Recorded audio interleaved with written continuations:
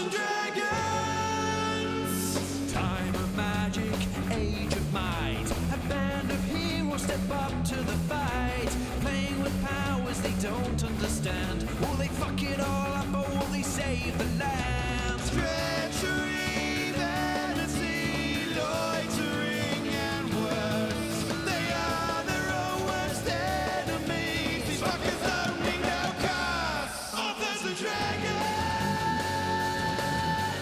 Authors and dragons. Their powers combined, a group of fantasy authors take on a sadistic games master. Will they survive? Open your big wet mind and accept the adventure. Authors and dragons! Authors and dragons!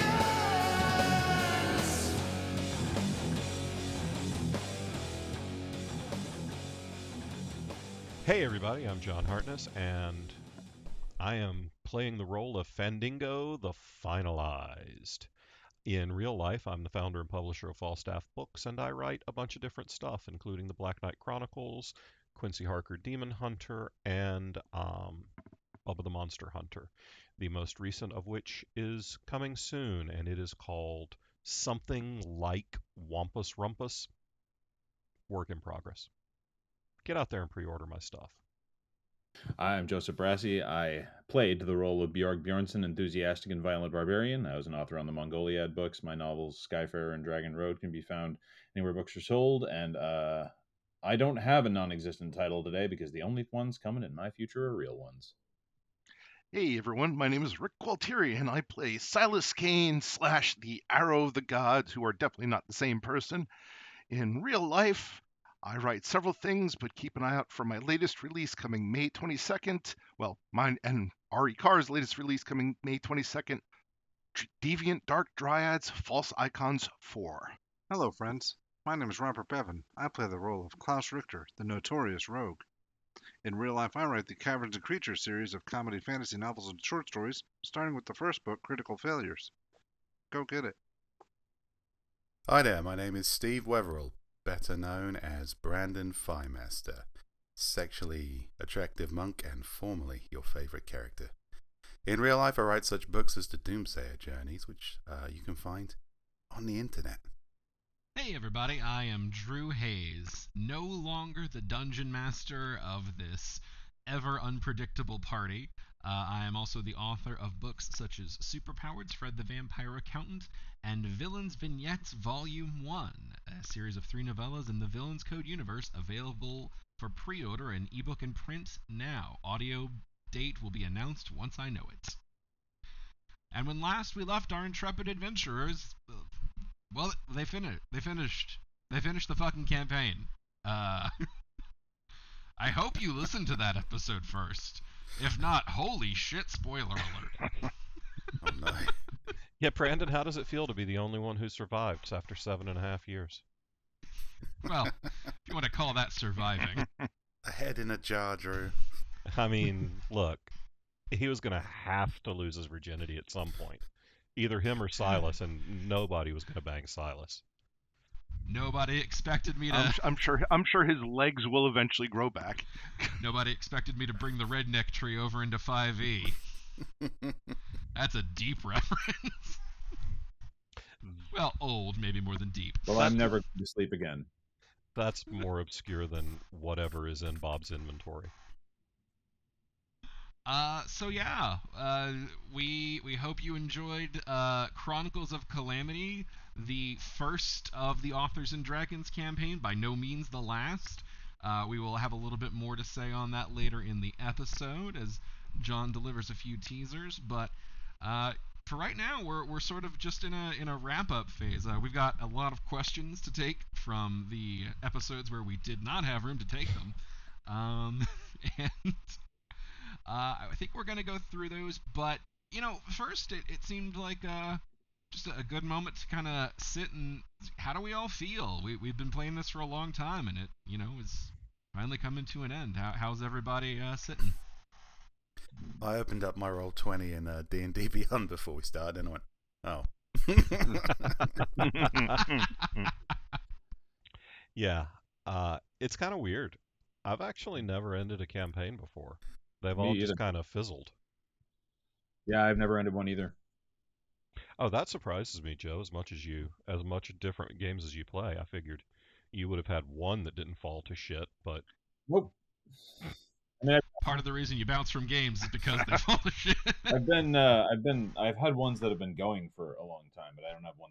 Wow. Yep. I want to say I've ended 2 other campaigns, and both of them in college, aka one of the only times when everyone's just stuck being there. I finished like 3 or 4 campaigns. I mean, I've been playing for a long time. And I don't mean finish those campaigns because like everybody turned on my character. I mean actually finish the campaigns for real. yeah, we know they turned on your character.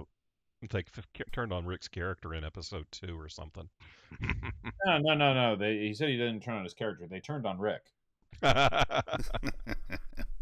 Have had that happen once or twice. I don't think I've finished one either. We had an advantage there. We didn't like Rick when we started, so it was easy. I had I'm one sorry. person scream at me across the table one time because he's like, "You're destroying everything we're building here." I was like, "I'm destroying all this stuff that exists only in our imaginations." Oh no! What a delightful energy to bring to the party. And he wonders why everyone wants to murder him. No, he doesn't. Yeah, I was going to say, when he said finish a campaign, I was thinking more like Mortal Kombat rather than, a satisfying conclusion. But Oh, I have had more than one TPK. Oh, I've died. Yeah, this wasn't even the first one I've been eaten in. Is it the first one to go on for multiple years after you were eaten? Yeah. Okay. Actually, I'll go a step further. Not only was I eaten, I died from being eaten because the rest of my party neglected to do anything about it. definitely a recurring so- pan, yeah. In our defense, There is no defense. Well, in all fairness, if you'd been a better character, I had a character in 4E who got swallowed multiple times, and it turned out to be his specialty, because he not only regenerated faster than digestive acid would do damage to him, but he did a lot of damage while he was in creatures' gullets. Did that just become his signature move? You start building his battle style around teleporting into the mouths? Yeah, pretty much. He'd like walk playing up to a this like fucking giant. hamster? No. Paladins actually in 4E had all these stances and stuff where literally if you got swallowed whole by a Tyrannosaurus, you'd come like just bursting out of his stomach like 3 rounds later. This is what I wanted! Rick could have role-played anything. He decided to role-play heartburn. Oh. Hey, kids, we're going to learn about Vor. Well, they've got to learn about it somehow, Jeff. Yeah. So we have seen some campaign wraps, but regarding this one in particular, it ended very open-ended. I could have structured that better. But Yeah, that's a writer you for get you. the idea. Left it open. I mean, there's definitely a little bit of my love of circles. Had to do something with the well. It was too etched into our lore not to touch it again. It also does a little bit reflect my philosophy on a story or a series is about a set time in a person's life, and when that time ends, that's when the story ends. So I was trying to think of a way other than mass death as to why your story would end. I mean, I was half expecting the well to be one of the enemies that was summoned to fight us. Oh my god. Oh, now I'm sad I didn't try and make art of that. Well, one of my favourite movie franchises was Evil Dead, which 2 and 3 had a habit of ending in a way that suggested that although that particular incident of chaos was over, you could sort of go to bed safe in the knowledge that the character and the chaos were still continuing in some format somewhere. So I was satisfied with the way things were left. Did Rick just freeze for everybody else? Yes. Yep. Yeah, I thought Yes. he did it deliberately Okay. just to fuck with us, but Yeah. Yeah, He that's why cameras are helpful, because we can see that Rick's sitting there with his mouth open like a goofball, and he couldn't hold that pose for this long. he looks like he's commenting on the deliciousness of Italian sauce. I was thinking the same thing. Unless God. okay. Yeah. Bob, I mean, Bob, he- you're he also did- frozen. Or I think maybe... we can all agree with Rick that ending was one spicy meatball. I'm glad you touched on the books, though, because I was thinking a little bit. I was like, well, in case Am I- anybody wants to write more of their character books, here's a potential jumping off point. Yeah. Absolutely. Yeah, Bjork's ending was the one I could make the least sense of, which is fine. That's what makes it a spicy meatball. I like meatballs. Am I Yes, still you are. here? You're back. You Okay. Rick, Um, however. Rick is gone. It was on the toilet. It was a spicy meatball. Let's just say that lava left more than one impression. Reasonable. Yeah, I think Silas definitely did have the most Evil Dead 2 ending. Literally a reverse sacrifice of the gods. That's I don't know, I can see that spinning off quite comfortably. Just another day in the life of the world's most unpleasant paladin. His next story just begins with talking about shopping at S-Mart. I thought the idea of Silas having to deal with a cult of Silas's was funny. Honestly. The good thing about Silas is you could write an entire Silas story about that, or you could just have a Silas story where he goes, so anyway, I killed all these guys at a volcano. That's kind of what I expect, just without a second thought. Yep. That Here's the tracks. one you can just move on the most quickly and cleanly, ironically. So just to correct my memory here, did the tooth golem ever get used? Mm-mm. No. He did not ever take the tooth golem out. Only in our hearts. I did give Steve the art for it, and it's on the compilation of our final episode on YouTube. So if you want to see what the tooth golem looked like, go watch our final episode, the one right before this, and watch the whole thing, of course. Don't just skim to the end, but it is in that end compilation. Don't just skim to the tooth golem, you weirdo. You don't tell them where it is.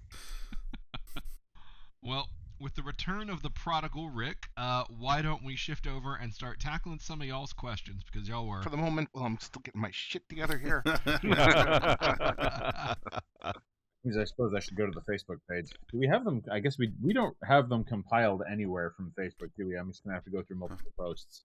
Of course we don't, Joe. Oh. So, I mean, I suppose we could have done that, but I mean, we've only been doing this for a few years. Yep. we But could we have done didn't. a lot of things. Little late to start learning lessons now. Yeah. Fuck that. Not for Klaus. those are the words of the guy who's not running the next campaign. Damn right. The poor bastard who's like, yeah, no, we're gonna figure some shit out before we start the next campaign. Oh wow, we got like 29 questions on the Facebook. That's great. Our friend Kyle the Goof asked a couple of weeks back, if you swapped places with your game characters, how would you fare facing their challenges, and what mischief would you get up to and what mischief would they get up to in our world? I would do terribly if I swap places with Brandon Firemaster. I can barely walk. But conversely, I don't know how he'd fare working remotely at some sort of fucking blue chip company, whatever it is I do.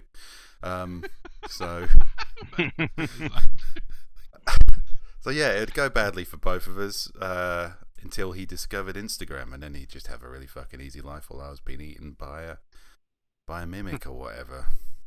A mimic shaped like a hamburger. That's how I'm going out. Klaus set me up to look good. You just ease on into that role.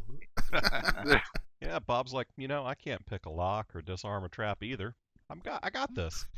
If I just don't piss my pants, I'm an I exponential can pee improvement. anywhere I want. Yeah. Okay, so maybe I can't talk to the weasel, but I'm not going to tell the weasel to crawl up anything's butthole either. So Seems like both parties win something. Well, don't make promises you can't keep, John. that's fair.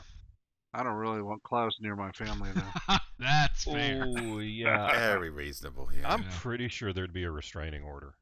Like, the second he popped into this dimension, somebody would come up and just serve him with papers. No, not within 100 yards of a school, buddy.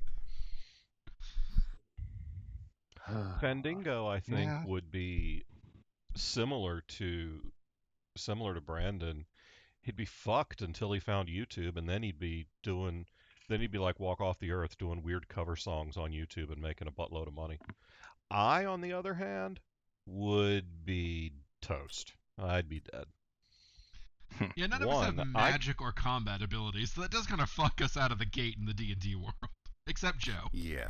And there's no chance I could outrun any of the people that Fandingo and Silas have pissed off. Yeah. So if I pop in and all of a sudden I have to deal with the aftermath of the shit we've caused, I'm fucked. I think so. Like, I don't know. Maybe I could survive one encounter depending on how low level it was against. But I don't know. Who am I fucking kidding? Probably not. Hey, but one encounter gets you XP. Let's get you up to level 2. Yeah. That's how it starts. But yeah, I don't know. What are you talking about? I'd be fine. But anyway, Yeah, first day, you go to an orphanage. Jesus You'll be Christ. all right. Dude, just because we're recording on May the 4th doesn't mean it's a fucking Star Wars podcast. I mean, we're not going to go kill all the baby Jedi. Come on. Okay, maybe we are. Bjorg, on the other hand, I think would probably landscape my yard and be very happy doing that. Oh no, wait. I would definitely want to hear what Rick thinks Silas would do with his life. We got him back. All right, so Silas would probably be like, he'd probably eventually find himself on TV, like running one of those mega churches. Oh, Like he would 100% be a cult leader. And it would just be like, that would probably be the thing that just burns this country finally down. Well, the good thing about it is he wouldn't be a monstrous, money-grabbing hypocrite. He'd be, he'd be a lot of terrible things, but he'd be sincere about it. Yeah, just not those particular terrible things. Yeah. A little variety. I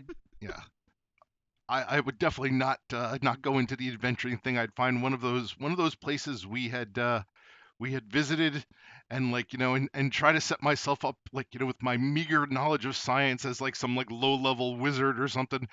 As I sit there and do mystical things like boil bandages before putting them on people's wounds and stuff.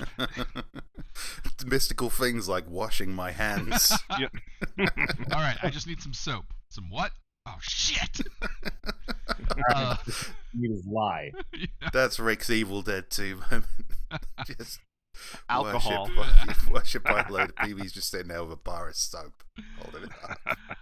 Oh man, I feel like Gordon Skinflint would do incredibly well in this world based on his love of scamming. I imagine the minute he discovered all the bullshit people do on Kindle Unlimited, Gordon would be sailing into an ocean of horse shit that he never looked back from. Me, on the other hand, almost certainly fucked with one caveat.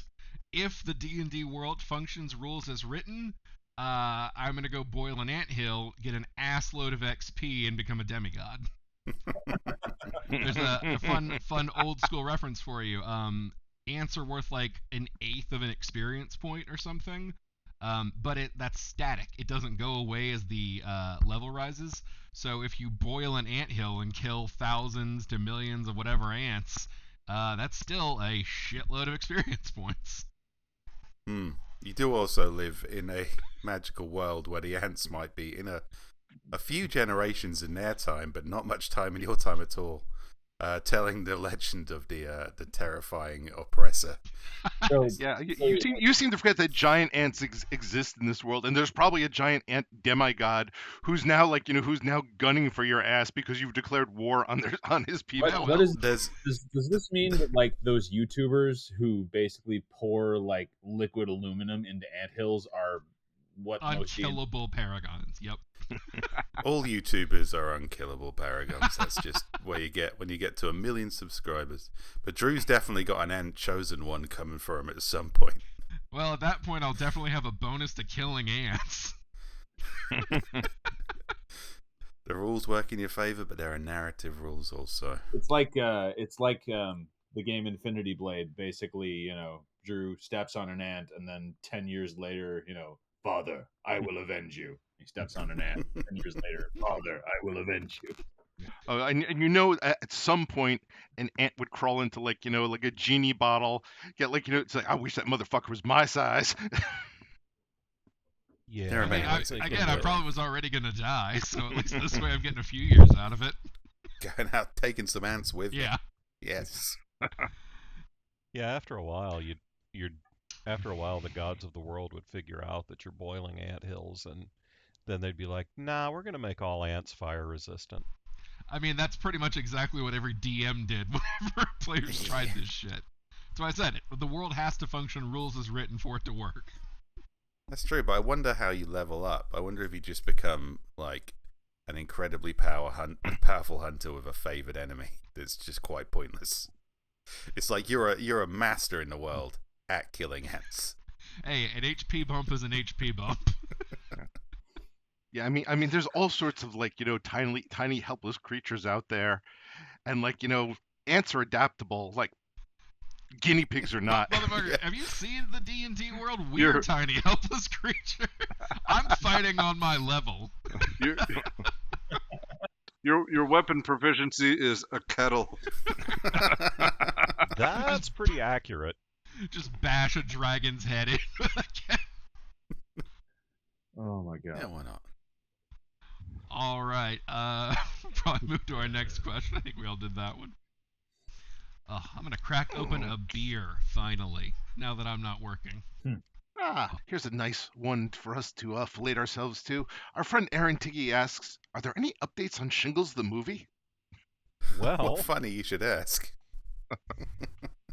I guess as of recording, we're on Amazon Prime. You can rent it there, buy it there, leave a review there, especially do it. You can do all free if you really want to see this.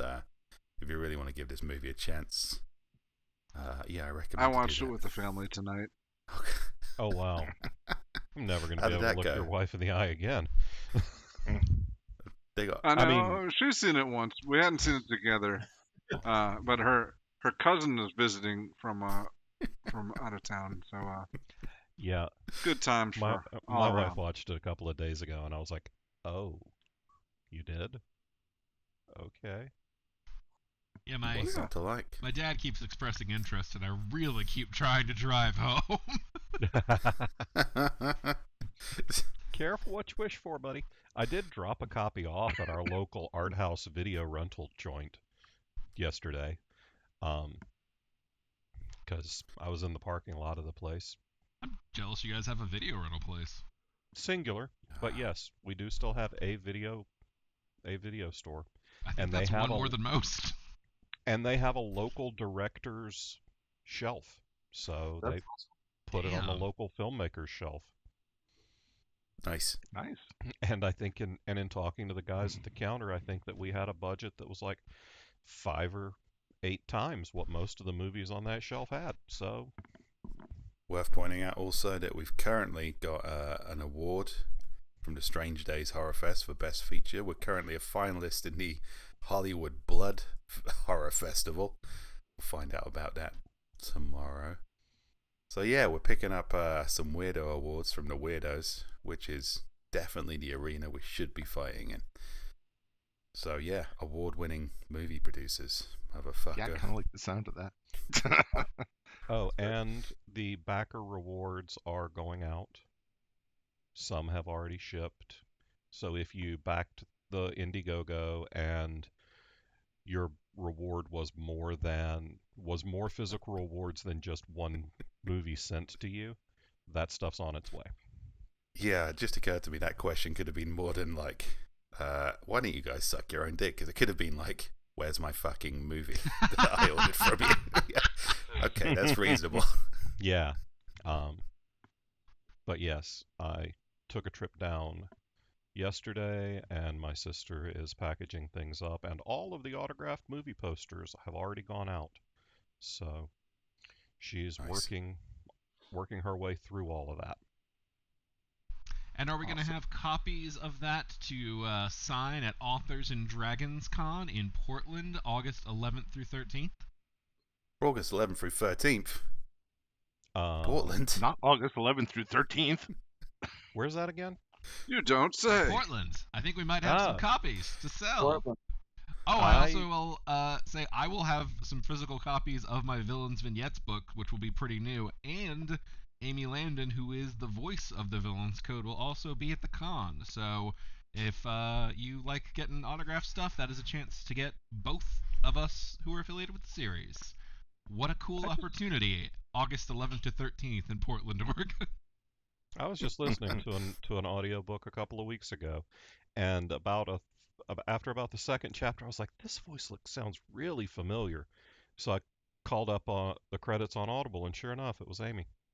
I mean, I'm shocked more things we listen to aren't Amy by the vastness of her catalog. That woman works. Yeah, this was a nonfiction. This was a nonfiction book about a serial killer in Alaska. This is It's really really cool. good. Yeah, it was. It was really good. Yes, we will have copies in. We will have copies in Portland. We will also have copies any damn where you see me, because I have a big box full of DVDs and Blu-rays that I'm lugging around to every convention I do. On the street? And if at you the can't wait urinal? Anywhere. I mean, I And if you literally, can't wait I literally did go through the drive-through at McDonald's, park my car, and go into the video store the other day, and say, "Here, have our movie." So yeah, it really will be on the street corner. It's like, well, if you can't wait until then, you can go to authorsanddragons.com, click on the movie tab, and not only can you order your own DVDs and Blu-rays, but we'll be keeping that updated with wherever Shingles the movie is streaming. So, if you're ever feeling that Shingles itch, well, I See was a gonna doctor, say- or yeah, Depending on which one. Yeah. rub some boner bobs on it and turn on the TV. Also, no vaccine works on our shingles. super virulent. Let's hope we transfer that digitally. Laughter is the best medicine. All right, that's Penicillin probably pretty enough plugging and good. self-fellatio for the moment. All right, so our friend Paladin Steve asks, if you had to design a theme park ride based on your game character, what would it be? All the mirrors, except they're just normal mirrors. Wait, are Hall of Mirrors not normal? They're like warped and weird and convex and Yeah, you're thinking of a maze of mirrors. I'm thinking of a maze of mirrors. Y'all might have Yeah. gotten cooler mirrors than I got my shitty state fair. The Nederland Fair apparently wasn't as kick-ass as I might have hoped. Well, Hall of Mirrors is the poor guy's version of a maze of mirrors, because you only need like 4. That's a hall. No, it's a straight line with some fucking broken mirrors in it. What did you expect? It's like a $2 entry. Fuck you. But no, I guess maze of mirrors too. So a lot of people might find that stressful. I think Brandon Firemaster would just probably die in the middle of it, quite happy. He is the Minotaur in his own maze of mirrors. Only he could find the exit, but he won't. He refuses to. Beat the shit out of you if you try and drag him there. Bjorg's would be like a large botanical garden, except if you look at the flowers too closely, they're screaming. Sounds a lot like your ending. Occasionally one of them shoots blood at you. There's like butterflies flying around, but they all have his face. They're all screaming. Screaming butterflies. Why is genetics not or geneticists not delivering that to us? I know, we waste so much fucking time. Come on, science. Keep up. As for Silas, I think his ride would be an extremely long line with like no cover. It's out in the sun and stuff, And then when you finally get to the end, it's just a bunch of like guys in robes who just beat the shit out of you, remind you that rides are sinful before kicking you off. Klaus would be like, it's a small world, but like they're just all your enemies are around, and you stand up on the boat and try and pee in all of them. That's pretty good. And it's not water you're floating on, it's jizz. I thought you were going to say Tunnel of Love, and it's like just some horrible flesh tunnel. No, I'm pretty sure Tunnel That's of another Love is good going to one. be Fandingo's shtick. Except there would be no actual love or completion because, well, for a horny bard, he couldn't get laid in a whorehouse. Poor bastard. Your friends were often working against you pretty hard. Yeah. I mean, Yeah. just Silas by existing is an absolute cockblock. I don't imagine Klaus jerking off openly at the table was a great help. Depends on the Everybody table. was trying very hard. Yeah, fair enough. So some places that vibe rocks. Yeah. Not the family-run taverns though. Yeah. No places that we visited. Oh yeah. man. I think Gordon's would be a sign advertising a champagne wave pool, and then when you got inside, the doors would lock, and it would be a timeshare scam. Well, that's what you get when you go into a champagne wave pool when champagne starts with an S on the sign. Sham. Truth in advertising, motherfuckers. It's a sham, Payne. I think that's everybody. Yeah, I think so. All right, so we got a quick request. Can I get from our friend Jono Wilson? Can I get a fuck you, Jono? Fuck Jono. you, Jono. Fuck you. Fuck you, Jono. Fuck you, Jono. Have a nice day. No, fuck you, Joe. no, don't. I was wondering, I was like, wait, no, is this fuck you, Joe, comma, no? You know what I Fuck mean? you don't tell us what to do. All right, here's one for us. Our friend Zach of All Trades asks, "What's the deepest cut you've ever made for a joke or a reference?" Oh, God. Oh, times like this, I wish I I had do not remember. Yeah, functioning memory and a lack of a drinking problem would be really handy right now. I assume this is in our books, right? Didn't Still don't specify. remember. Go nuts. I just don't know where we would have worked deep cuts into the characters. Yeah. This is us, not our Gotcha. characters. This one might just be on my brain because I wrote about it recently for my Patreon, but one of my characters in Superpowers uses the fake name Dig Bixby, which is nonsense, but the Bixby is evoking the gentleman who played on The Incredible Hulk, which I thought was a fun little cut. And then the hidden joke within it is if you mix the first letters up, it becomes Big Dixby. It becomes a cock joke, which Like really felt Big appropriate for that Dixby. character. Yeah. The true American great novel, When you The said- Big Dixby. Big Dixby. When you said deep cut, I couldn't. I somehow spaced on the fact that usually means reference. I thought it was like, what's the most cutting remark you've ever made? And I was gonna say, probably in my life, the most cutting remark I've ever made is some variation of "Who are you?" Always a good one. I waited 10 years, and I've had this plan for 10 years. That's how sad it was to basically make a werewolf / Star Trek pun in one of my books, which was Werewolf 359. That's a good one. Probably the most reference, like the biggest reference is Elias's sword in the Drifting Lands series. Oath of Aurum is a Deed of Paxinarian reference, because Aurum is the periodic table number for gold, and the third book of Deed of Paxinarian, where the main character becomes a paladin, is called Oath of Gold. So that's my deep reference. Most of mine Not- are references to stuff my friends do. Like I had Quincy Harker wear a Jane Yellow Rock Securities T-shirt for Faith Hunters series. I had the guys of the Black Knight Chronicles reading a Bill the Vampire book and talking about how stupid it was at some point.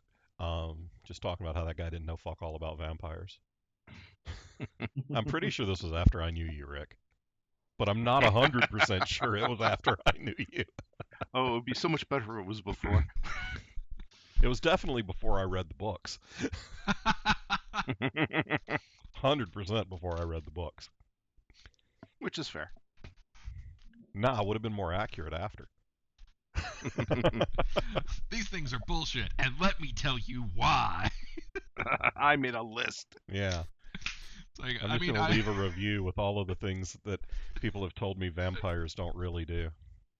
John's own reviews are like, I liked the book, but 25% of it was just ripping Bill the Vampire apart. Went on for like chapters and chapters. There was an action break, and then he went back in. I think I might have had Bubba read Caverns and Creatures or something. Because that kind of works for that series. Yeah, I had one of my characters, actually Bill, walk in, and somebody started talking about how like they were reading Superpowers, and he was just like, yeah, I don't care. Comic book shit? Nah. Thinking Brandon Feinmaster and some other guys, which is if you've been paying attention to it, a riff on the Alibaba and the 40 Thieves sort of story.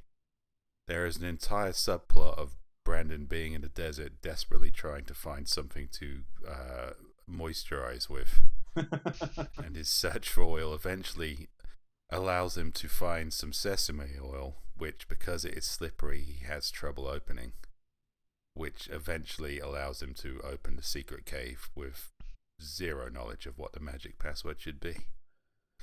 I was obscenely proud of that stupid joke. Amazing. I have similarly stupid jokes that I'm proud of, but I don't remember what they are right now. No, I'm done. Okay. Go ahead. Okay, fair enough. All right, so speaking of deep cuts, we got one from our friend Jen here, and she said, this one is for Drew, and I hope he'll answer it since it's something unique to the now-ended campaign. She asks, when the wizard gave the scroll to the gang to give to 11, the bitter golem, he said it would kill him if he read it. And it was heavily implied that he meant it literally, but according to Bjorg, it just said, quit whining. And she wants to know, was there actually magic on there would have killed the golem if he read it, or was the wizard just being an asshole? No, I mean, he meant emotionally. Yeah. Picture this. Jesus is on the cross. He's suffering and dying for man's sins. He's in a great deal of agony. He looks up to the skies and says, Father, wow, why have you forsaken me? And God goes, quit whining. Like, dead. Yeah. Yeah, that'd do it. It's always about you, isn't it? Yeah, But that was what he an really asshole said- all the way through. What he really said when he was hanging up there in utter agony was, Peter, I can see your house from here. I gotta say, like, referencing that episode where we found that out, I have never been in a position in any game where I have felt my efforts, and I mean this in a good way, where I felt my efforts deflated more rapidly because I had just spent all of this time attempting to get the golem to maybe treat with us and find our way out of having to kill someone, and then I read the message. Oh, well, we gave it a go. Oh, that was all pointless. We gave that wizard every chance not to be a total dick. Yeah, no.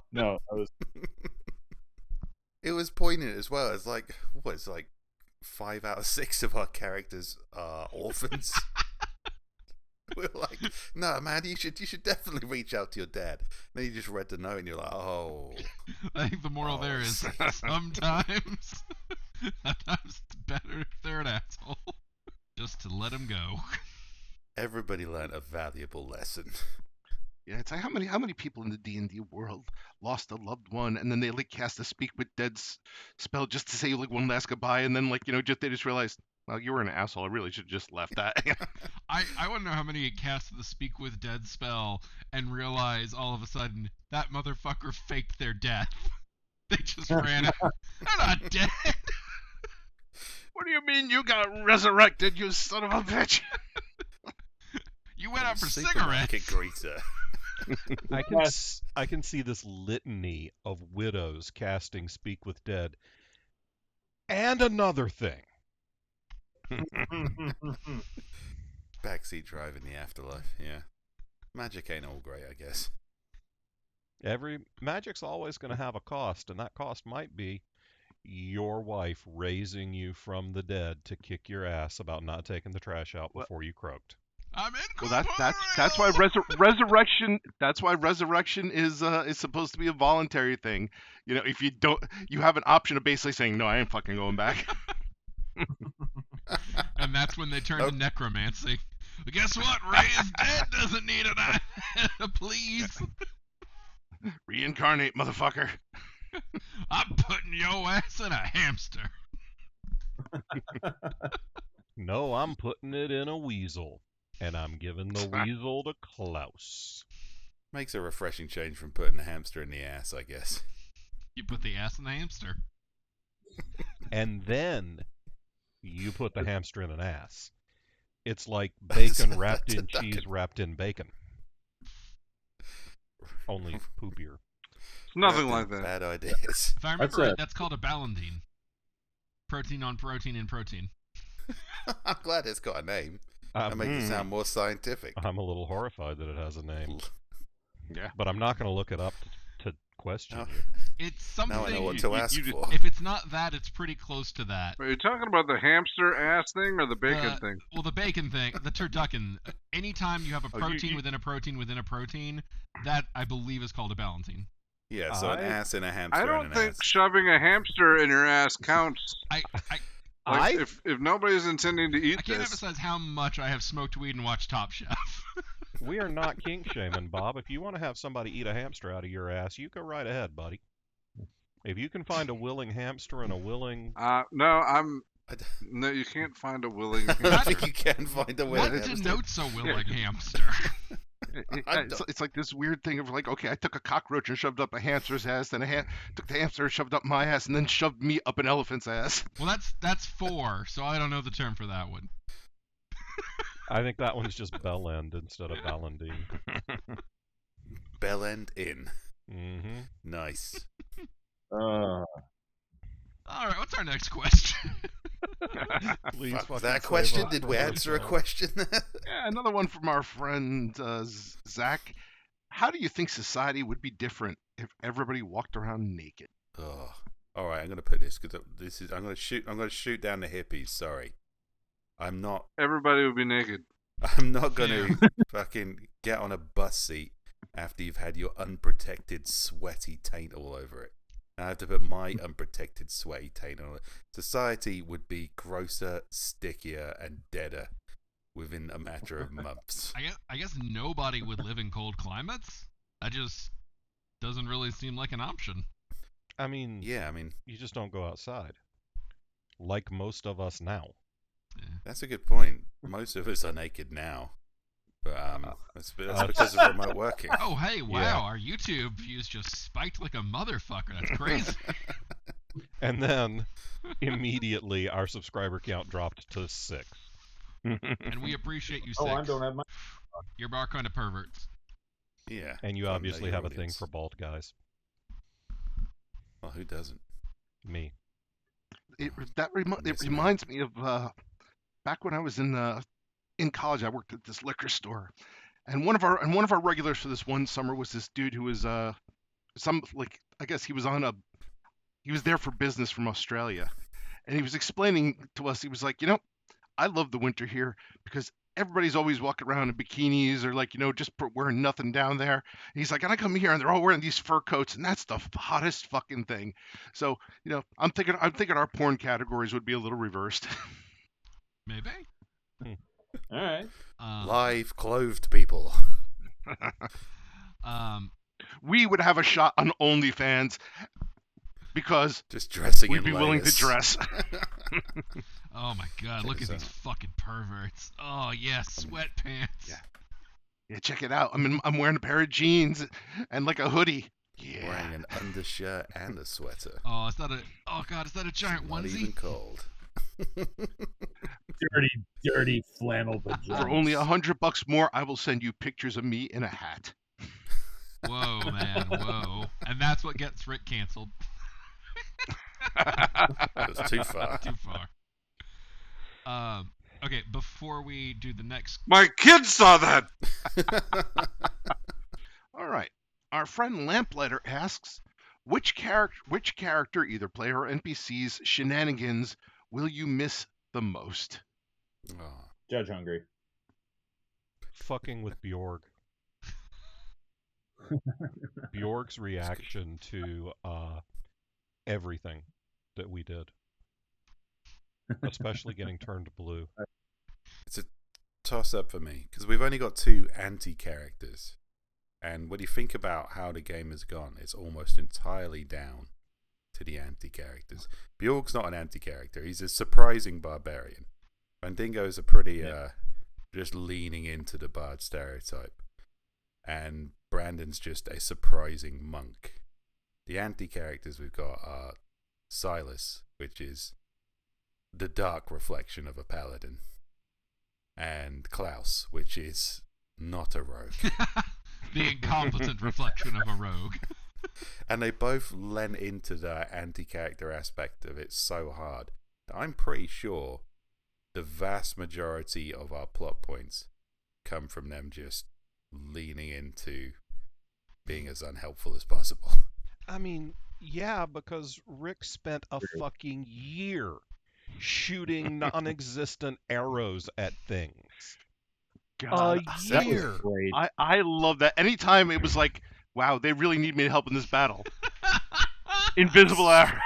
Fucking spite. 7 years of spite. It was literally the greatest regret of Fandingo's adventuring career. And that's a lot of missed opportunities at getting laid that surpasses. Oh, yeah, those were really fun.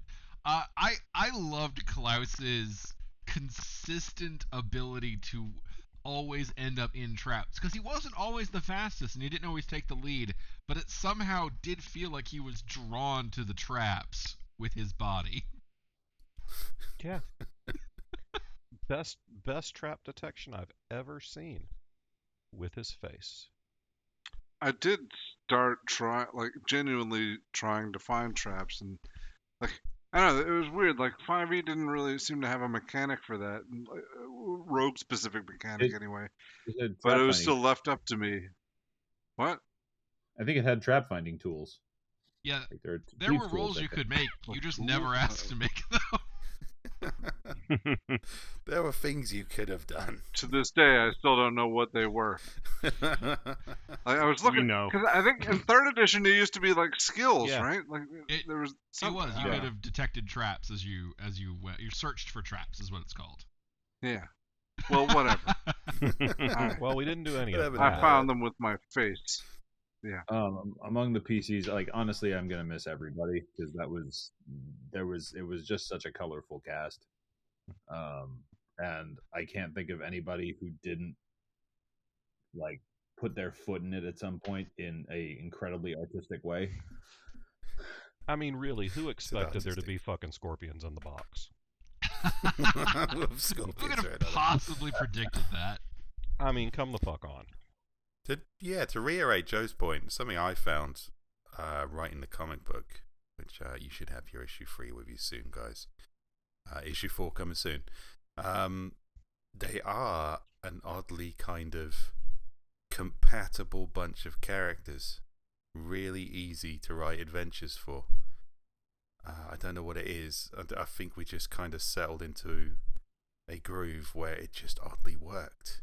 And it shouldn't work, really. Like, say, nearly a third of our party are anti-characters. But for, writing actual funny action, everything just seemed to balance really well.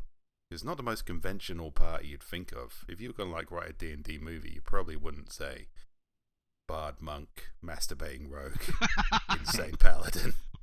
I don't know. Have you seen the D&D movie, bud? Not yet. Is there a lot of masturbating? Not yet. I mean, it's brilliant, by the way. No, not as much as I was looking for. It's amazing. Yeah, it was You good. should watch it multiple times. Just don't pay for it. Yeah, if you want to pay for an ethical movie, Shingles. There you go. Shingles, a movie whose parent company didn't send Pinkertons to people's doors. Yeah, I promise. Well, I won't promise. I will never send hired fucks to your door. Maybe. Probably not. I am not making that promise, but I promise. I'm way too cheap for that. Yeah. look, you can Hired hire thugs, people. no way. Volunteer thugs. Volunteer fucks. Yeah, I'll be all like, I'll No, be all yeah. about harassing you like passive aggressively over the phone, maybe. I have a lot of cousins. I can get volunteer thugs all over the place. It's fine. I did that the week that Watsy did that. I walked into our local game store for Friday Night Magic and yelled, "All right, I'm with the Pinkertons. I'm here for your magic cards." And only about a third of the people in the room got the reference.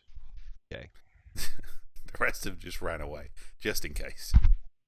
You never know. A couple of them did kind of head for the door. I mean, I'm very large. Magic cards are apparently, for reasons I don't understand, extremely valuable. Oh, yeah.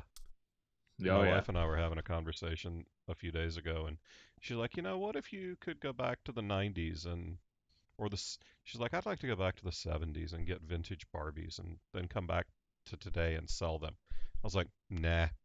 I'm going back to 1993 and I'm buying every fucking Black Lotus I can get my hands on. Oh, I thought you were going the other way with that. So I'm going back to the 90s, and I'm not going to start buying this shit. We'll be rich. Tell my younger self to snap out of it. You come back and you've got a pool. My younger self had worse impulse control than older me. There's no chance he was going to listen. Oh, I do want to circle back to Steve's thing about the anti-characters and how they work. I think a little bit of it, at least for in their own ways, is that while they were anti-characters, they still managed to fill their roles pretty well. For all his faults, Silas dealt a shitload of damage. He was a fucking monster a lot of the time. And Klaus did find the traps. Yeah, he saved us from a lot of traps. And I did some damage in the last 2 episodes. Yeah, that was insane. But Yeah. I mean, mechanically, learned the how to play characters a were rogue. sound. yes, It's just mentally they weren't. they still filled their roles in the party. The rogue found traps. The paladin dealt damage. They just did it in their own ways. But I did notice, like I said, when I was writing the comic book, it was just incredibly easy to call up. It's like, if I'm ever in a situation where I'm writing, I think, what would Bjorg do, or what would Fandingo do? It's really easy to do that. And Yeah. I don't think it took, looking back on the podcast, I don't think it took everybody that long to be able to rely on that when we're playing the game. Yeah. Just sort of like Rick and Bob were like constantly surprising, but in a way you could rely on. Yeah, and a lot of the guys, I felt like a lot of y'all had your characters, the core of them, kind of dialed in early. Like Bjorg was always kind of a peace-loving head basher, and everybody kind of had a clear idea of who they were playing from pretty close to the jump. I know I pivoted pretty hard after Kutharic really became the Lost, because then all of a sudden nobody could cast a fucking healing spell. I was like, oh, yeah, I'm now the magic user. Fuck. But otherwise, I mean, as far as actual playing the characters, everybody kind of knew what we were doing. And that's probably part of, even those of us with less gaming experience, we are still writers. We do know how to make characters who do things that follow some certain kind of logic. It all feel, even the fact that we are writers, I think it all felt very serendipitous. Not all of us Good. have much experience in improv at all. I know I didn't have any experience in improv at all, or the game of Dungeons and Dragons whatsoever.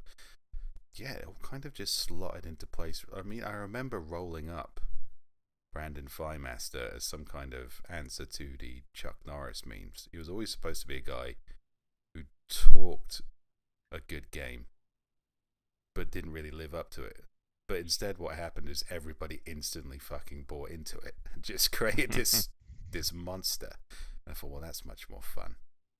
It was a very organic. I don't know. It was just very easy to play the game every week. Well, let's remember that your debut on the podcast was, I believe, punching a wolf so hard it flew out of its skin. Yeah, I mean, I didn't expect that to work. And then, didn't you punch something so hard it saw its own asshole before it died? Well, that was a person, yeah. Again, sometimes the dice... and that is something I will say about a podcast. A lot of D&D podcasts, a lot of the more popular ones, they go off the rules as written pretty quickly. They get a little bit flighty with making exceptions. But most of like the big money events that happened in the podcast were just because the dice rolled either really well or really badly. Yeah. Oh yeah, it's like every time like Klaus tried to like rip my mask off, and somehow I rolled like an 18 or above or something. Yeah, and his dex is great. But when Klaus tried to show up Bjork and rolled the 20, he was the one wielding the axe. Yeah, That's one of the top 10 best moments. That was all dice. I do think that the fact that I like the fact that it was pretty obvious that we weren't going back and fudging rolls. Yeah. We just let shit happen. And there wasn't ever a ton of communication beforehand about, okay, well, what are we doing? Okay, it was pretty obvious that there wasn't a ton of what are we doing beforehand. John, there was no communication. We just rolled into... I can count the amount of times where I had to edit something because the game rules weren't working out for us on 2 fingers, I think. Yeah. I can say I believe you. One of them was when we were lost in Drew's what was it? Bees Ants puzzle. Yes, the Konami code. And we kind of came to the yes, conclusion, up, it was down, like, down. we can carry on doing this, but it's going to be an extremely fucking boring episode for everyone. Yeah. So we had to kind of edit around that. And I can't even remember the second one. Most of it has just been where the dice fell. It felt like there was one TPK really early that Drew MacGuffined us out of. Yes. Well, the Druid built an encounter for us having a healer who didn't show up, so we were all kind of fucked. Yeah, I think that was when the seeds of Gordon got planted. The notion of, oh shit, we need a backup just in case. And you can't beat a druid for flexibility. Because Catharic was still in the party at that time, and that was when I was on hiatus. It was one of the earliest Brandon episodes, I think. Yep. Yeah, we ended up going into a fight we were significantly not teamed up for. Oh, I think that was the Demon Horse. That's right. I think that was the fight that created. Yeah, that's the fight that created the Yeah. Demon Horse, because you guys got an NPC to bail you out with some healing. Yeah. Yeah. Reasonable. I even remember that NPC's name. He was Raven Darkstabber. Okay, great name, and Jesus Christ, Joe. Yeah. I didn't even remember the NPC. I had no fucking idea about the fucking name of the NPC. Holy shit. Yeah, I just remember that because well, the reason I remember it is because like years previous, a friend of mine was talking about hating obvious villain names, and the obvious villain name he gave as an example was, "Hi, I'm Raven Darkshadow, and I'm here to ruin your day." Well, if you've received your issue 3, there's a very good chance I have not named that character correctly, so apologies in advance. You can call me Mel. Alright, sounds like Steve's going back to the presses. Well, if you haven't received your issue 3, there is literally 0 chance that anyone is going through all of the comic books and fixing that shit with a Sharpie. 0 chance. In fact, there's 2 zeros and a 1 in front. Unless you're driving to South Carolina, bud. Nah. Because those boxes have been delivered to the packaging and shipping department of Falstaff Books, aka my sister's house. All right. Well, we have taken a fair few questions from the Discord, but we don't want to give all the love there. We know folks have been leaving their questions on the Facebook as well. So, Joe, one last time for Chronicles of Calamity. Take us through the Facebook questions, sir. All right. Let's see here. What's a good one? All right. Yeah. Our friend Mark, Fuck you, Mark, Rock you, Mark. says, "What are you going to miss the most about this incarnation of A&D?" I mean, do we still get to say "fuck you, Mark" anytime we want on all the other incarnations? I presume so, yeah. I would. Okay, then Sometimes that- I just say it when I'm alone. I mean, I kind of say it every time I see him. I say it every time I meet a new Mark. I also inscribed a book to his mother and referred to her as "F you, Mom." Yeah, I was gonna say I just signed a book for him this week, and it's definitely made out to FU Mark. His mom appreciated the fact that I called her "F you, Mom." Pastor Mark was not a fan. Well, then he should lighten the fuck up. That's obviously a joke. I'm not going to fucking church.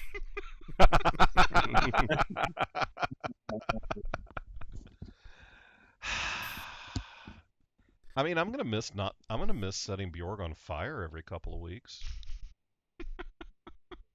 Bjorg's gonna miss not having to shave his armpits ever. That's a terrifying thing to hear John say, knowing that John's going to be the dungeon master of the next game. God, I'm really itching to burn a motherfucker. I get to burn all the motherfuckers. Yup. I had a load of more dumb special moves for Brandon that I didn't get to use. Because I got to craft his own monk path, which was a hugely enjoyable experience. I didn't get to use angry screaming, where you can basically spend an entire round just screaming. Like, why did that one never get used? I didn't get around to it. It's basically like Hunter's Mark, but Dragon Ball Z style. So yeah, there was a lot of stupid shit I could have done at higher levels. Oh well, there may be time in the future. I like doing stupid shit. I think that has been the most fun thing about the podcast, because I listen to D&D podcasts where it's all game. I get bored pretty quickly. And I've listened to some D&D podcasts where it's all improvisation, and I always feel like they're kind of cheating. We've maintained a really good balance of just surfing on stupid shit for about 7.5 years. I don't know how normal that is, but I've been pretty impressed by it. You know what? I think you're right. I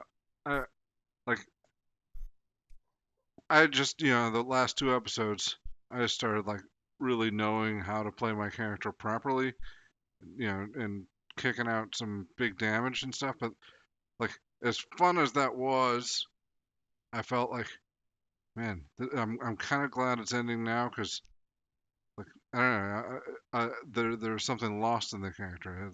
I should be pulling my dick out and peeing on something.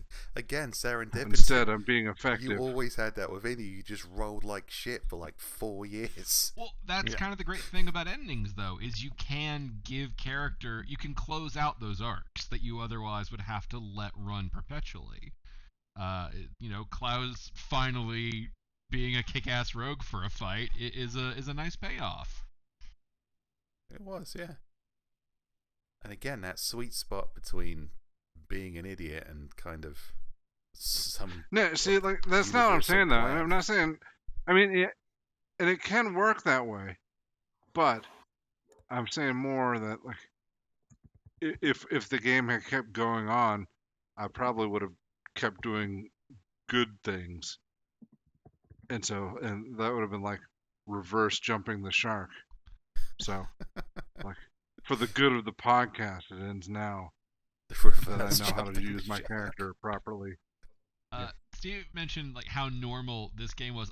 Honestly, when I tell people about this podcast, one of the selling pitches I use is it's a game that's like every game you've played. It feels real, because it was real.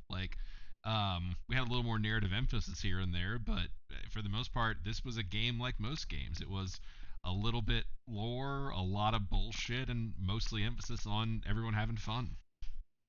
Yeah, the performative aspect of it was something that we all knew we were playing for an audience. It wasn't us sitting around for 4 hours at a clip contemplating what order we weren't sitting around talking about what we were going to fight. We just Leroy Jenkins the fuck out of everything, which was funnier for us and the audience. It's kind of like how Rick writes books. If a joke makes him laugh 3 times, it stays in. That's the rule, right? Yeah. Well, Yeah. Good rule. we did the shit that amused us. And fortunately, it amused a lot of other people. Always handy. At the end of the day, like, when people ask about books, I think it's the same with the podcast. It's like, the first person you should try to entertain is yourself. And if you're able to entertain yourself, there's a good chance you're going to entertain somebody else. I think the idea of entertaining yourself first also explains a lot about your sex life there, buddy. I do think that really is what kind of helped make the podcast feel grounded. Is y'all played like any other players would. You chased the things that made you laugh, because at the end of the day, Dungeons and Dragons is a fantasy game you play with your friends, and y'all really embraced that. And I think that's what made things work as well as they did. I agree. Okay, so our friend Nelson asks, what is the number one biggest highlight of the past 7 years? Oof. I mean, for me, it's the whole Klaus dying and then getting like stuck in Silas's body arc. That was funny. That was great.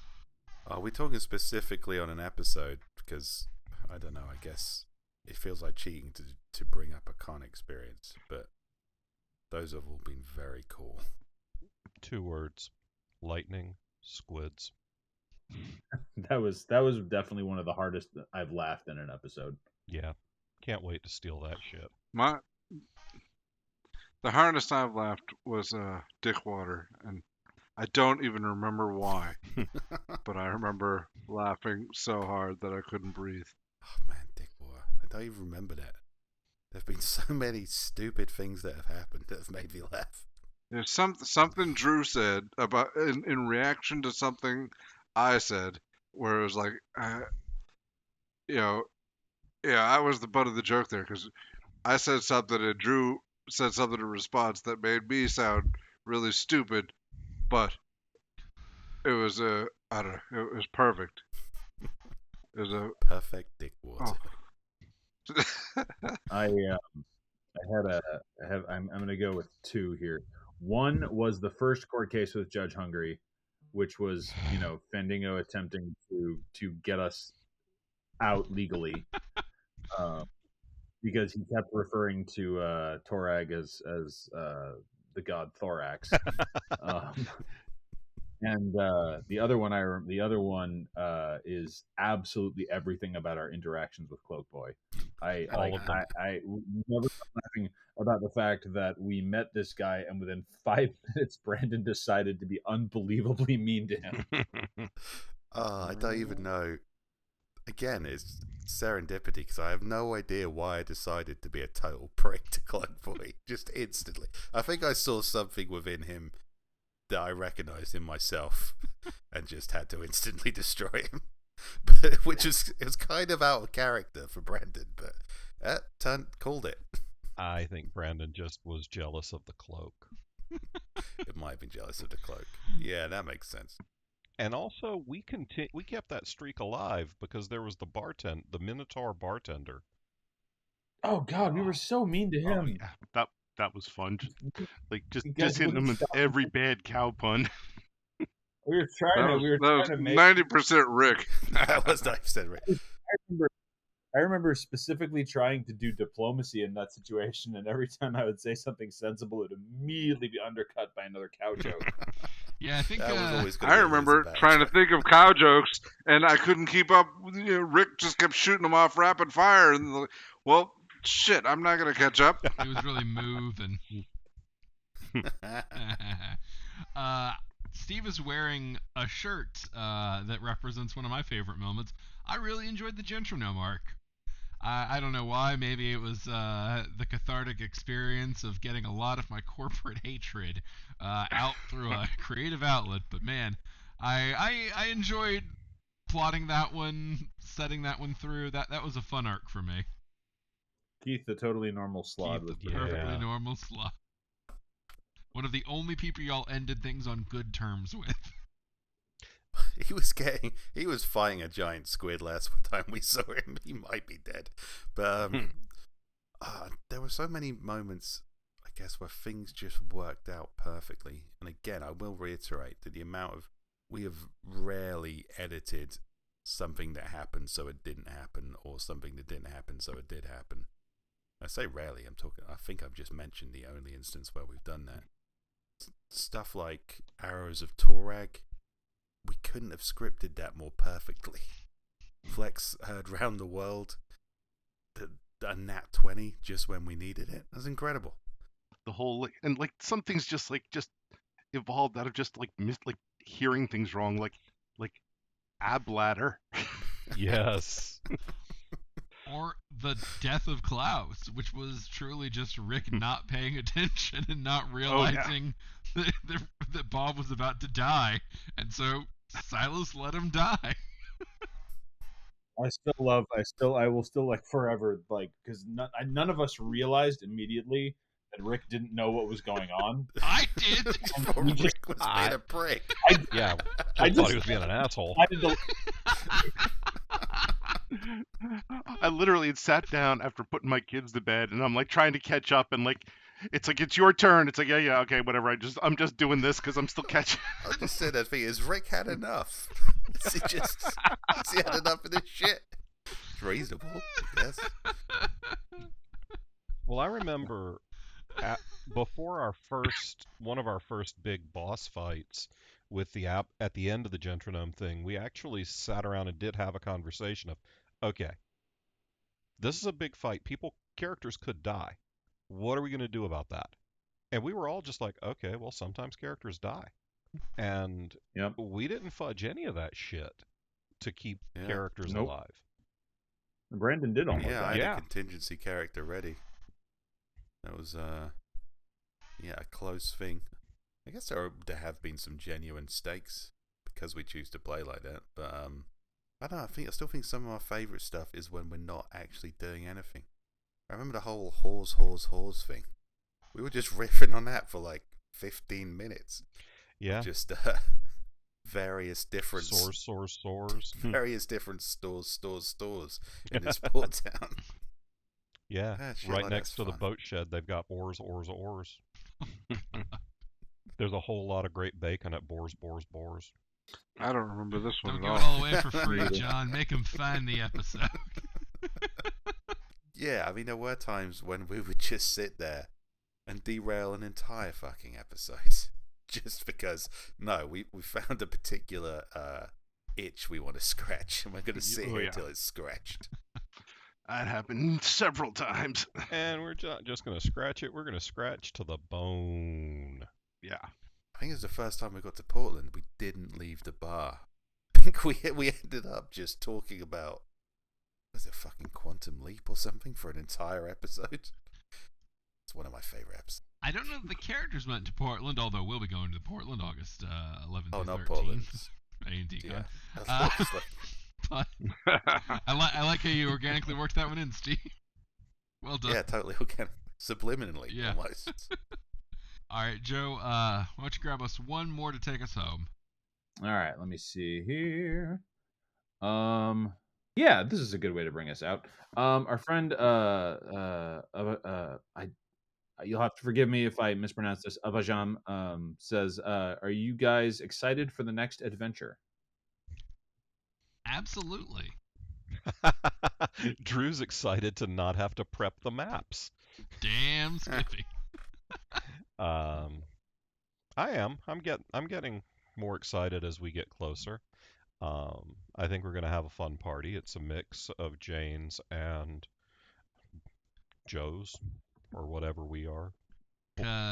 Cox? Chronicles of Calamities? Cox. Sure. Pricks. Yeah.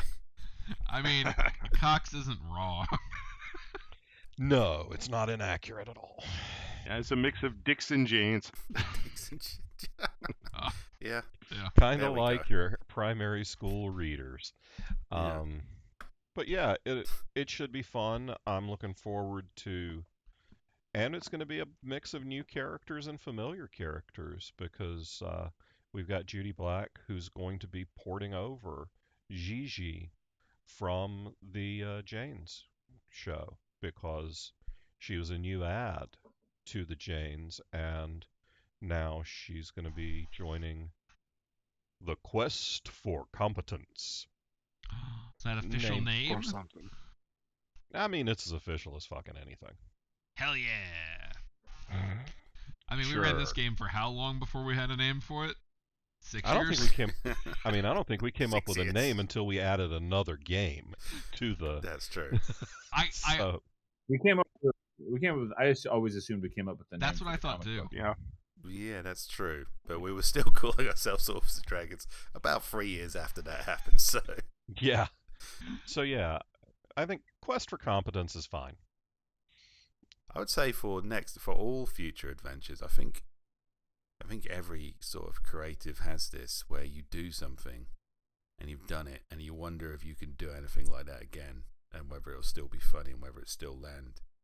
So I would have been trepidatious if not for doing the Salty Bastards, where everybody once again just generated a memorable, frustrating character instantly. Oh, that was so fun. Yeah. Yes, and Bob somehow managed to outdo Klaus Exactly. with Sorcerer. Which Bob just casually, for the Which- stupidest reason ever, created the Mickey Mouse of Orphans and Dragons. which know. terrifies me. Yeah. It's insane how fast he became our mascot. Not by our intent or will or consent. Honestly. Yeah, no, that's all you motherfuckers. That's all y'all. You Everyone gotta just remember, it is the genesis of this was like, I don't know, about 3 years into the podcast, somebody asked a question and said, "What character would you play next?" And everybody kind of like gave their class and what they'd like to do with it. And Bob just said, "Sorcerer the Sorcerer." We're like, "You going to elaborate on that?" "No, I've just got a dumb name." Yeah. And And I doubled down on that. That's how the icon came about as well. Because when whatever happened when we were supposed to make our new characters with the Hero Forge or something, I said, I'm not learning all that shit. I drew a picture in 3 minutes, and that was Sorcerer the Sorcerer. would you like to share the name for your upcoming character, Bob, just to go ahead and build some of the hype? The name? If you Do thought I of pick a one. name? Do I Yeah. settle down on one? I mean, was it the Banjomancer? Yeah, dude. Okay, all right. I've been there are some other names I was toying with, But they're taken by that's the one by cover bands. yeah. One other feature of John's game that will be different is he's stepping forward into the newer technology area. Y'all are going to have video for the game, correct? Yes. Gasp. We will be running video. We will not be streaming because I only want to figure out so much tech, and maps is going to be enough of a pain in the ass. But we will be doing video because some of the expressions on some of these faces, whoo, yeah, with some of the stupid shit we get into, I think I want to share the love a little bit. That makes sense. You can finally see Bevan masturbate in real time. No more theater of the mind, people. Well, guys, I've got mixed news. We are banned from YouTube for lives, and our Patreon count has gone up by 30,000. So, mixed messages there. The internet, you know what they say? If you want to know where the new hotspot is going to be on the internet, go where the porn is. That is where the people So go. we're saying that's onlyfans.com/authors and dragons.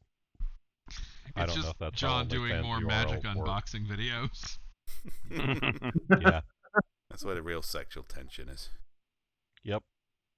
Now, honestly, if we got Joe to do that shirtless, we could probably get a little bit of money going. I mean, out of all of us, Joe's the one who's got the easiest route to go to the fucking wizard's offices. Just show up shirtless with a sword. They'll throw booster boxes at you, dude. I could just talk to the people who work there. I know a few. Yeah, No. that's I mean- not gonna get as many views. Boo. Yeah, that has a way Yeah. lower arrest potential. Yeah. Also, again, Pinkertons, maybe you need to kick a little Yeah. ass while you're in there. That's not how Okay, they do yeah. business. Yeah. Why should you ask questions and take your shirt off later? I do love the idea of Joe just kicking the door in with a sword on, going, "Guess how you like it, motherfuckers!" I would fly to I would fly to Seattle to shoot that video. Gratis. You might want to bring I'm bail not too. posting your bail. Yeah, there's No. there's I can the hitch. either fly across the country or I can help with bail. I can't do both. Please, gonna the say that. OnlyFans will more than cover that bail. There you go. All right, everybody. The quest for competence will be coming not next week because that's where we have a side quest, but in 2 weeks, in this slot, the torch is officially handed over, and I cannot wait to see the game that John runs. But I will have to no, wait. can I? I can't wait, but I shall. But I As will. shall you. That's how time works. Powerless. Powerless. Unless you're listening to this in the future, in which case you can just click next episode. But Oh yeah. for that's me, true. I got to take the long way around. So until next time, bye. Bye. Goodbye, friends.